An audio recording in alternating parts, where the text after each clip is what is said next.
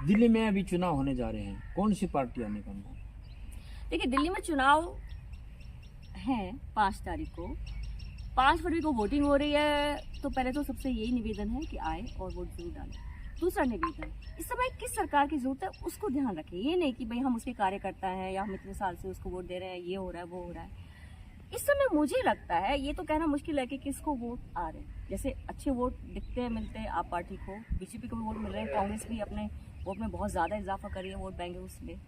तो point is कि इस समय देश को जरूरत किस बात की है, ये मैं दिल्ली वालों को कहना चाहूँगी।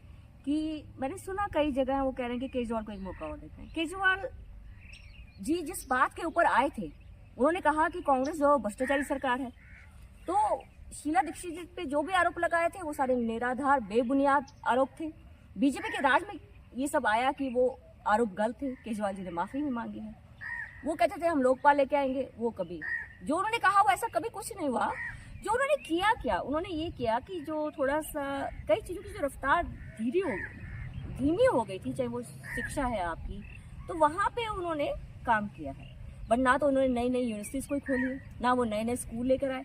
किया कुछ खास नहीं है जितना उन्होंने शोर मचाया। हाँ, कुछ फ्री भी उन्होंने दी, जैसे बस में फ्री ट्रेवल की सुविधा महिलाओं को दी कांग्रेस गई है। पार्टी का वोट परसेंटेज बढ़ेगा? कांग्रेस पार्टी का वोट परसेंटेज तो निश्चित तौर पर बढ़ेगा।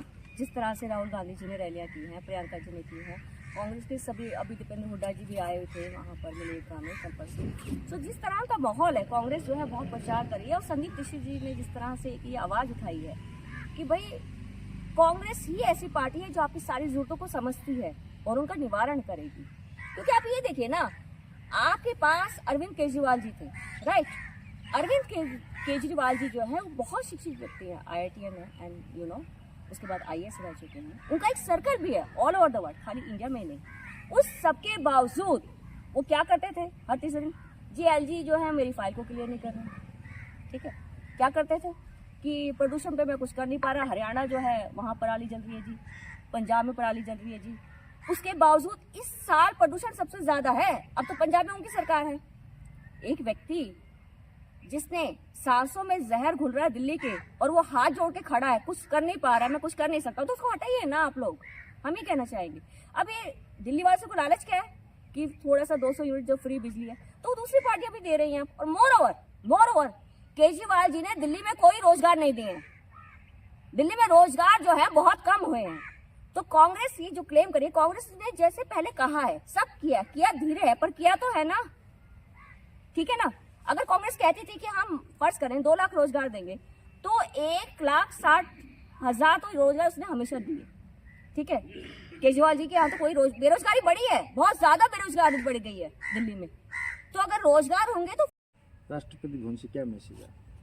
देखिए, सोनिया गांधी जी ने उस दिन कहा क्या, उन्होंने कुछ ऐसा, उन्होंने यही कहा कि जब राहुल गांधी जी कह रहे थे कि भाई भाषण जो है वो बोरिंग टाइप था, और तो उन्होंने ये कहा कि भाई इतना लंबा भाषण था, तो उन्होंने प्रेसिडेंट के लिए कहा कि she was tired and last में उनका पुअर थे।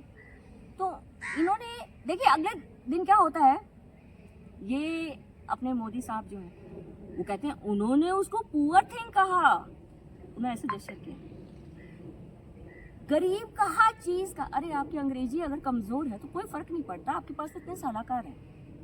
उन्होंने एक लाचारी, सोनिया गांधी जी ने बताया, एक लाचारी जाहिर की कि भाई एक इतने ऊंचे ओहदे पे बैठी हुई महिला, हर साल वही बार बार उनको पढ़ना पड़ रहा है कि वो खुद भी थक गई हैं उसको पढ़ के। That's what she meant exactly.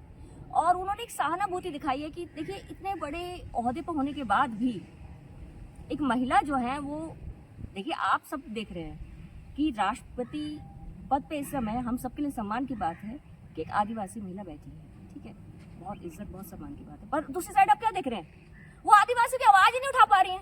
इससे अच्छा तो अगर वो राष्ट्रपति नहीं होती तो खुल के आदिवासी की आवाज उठाती, है ना।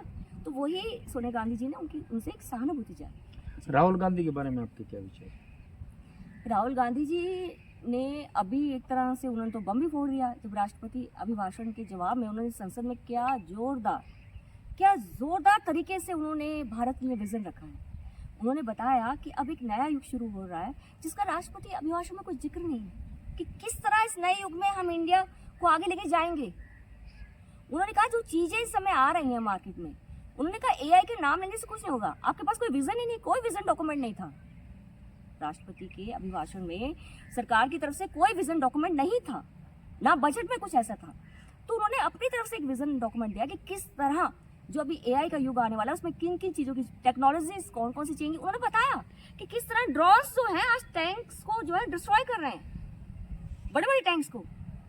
इसराइल में किस तरह उन्होंने डिस्ट्रॉय किया ड्रोन्स ने। तो उन्होंने बताया टेक्नोलॉजी किस दिशा में जा रही है, अभी युग कौन सा आ रहा है, और उसके लिए हमें किस तरह के रोजगार खड़े करने की जरूरत है और रोजगार किस तरह खड़े किए जाएंगे। उन्होंने देश की नब्ज पे हाथ रखा है, युवाओं के दिलों की बात को सामने रखा है। तो मुझे लगता है कि राहुल गांधी इस समय पीएम मटेरियल बन चुके हैं और जनता उनको स्वीकार भी रही है। जी धन्यवाद। बहुत मान सम्मान है, मगर यमुना के ऊपर भी राजनीति शुरू हो गई, क्या कहना चाहिए? देखिए, केजरीवाल जी ने कहा था 2019 में कि 5 साल के अंदर आके मैं इसमें डुबकी लगा लूंगा। अब राहुल गांधी जी उनको चैलेंज कर रहे हैं, बीजेपी वाले उनको चैलेंज कर रहे हैं, आइए और डुबकी लगा लीजिए। अब केजरीवाल को तो आपको पता ही है, वैसे ही थोड़ा हेल्थ इश्यूज रहते हैं, जैसे पहले भी वो बहुत खांसते थे, शुगर का इशू, अब वो स्वस्थ उनका ठीक है, तो वो इतने गंदे पानी में कैसे डुबकी लगा सकते हैं। अब केजरीवाल जी ने एक और चमत्कार कर दिया, उन्होंने सोचा कि चलो ऐसे नहीं तो ऐसे बाजी मारेंगे। अब यमुना तो वो साफ नहीं कर पाए, तो उन्होंने कहा कि यमुना में केमिकल्स जो मिलाए जा रहे हैं ना, ये हरियाणा जो है ना वो कर रहा है। अब इसका सैनी जी ने जवाब दे दिया अच्छा से।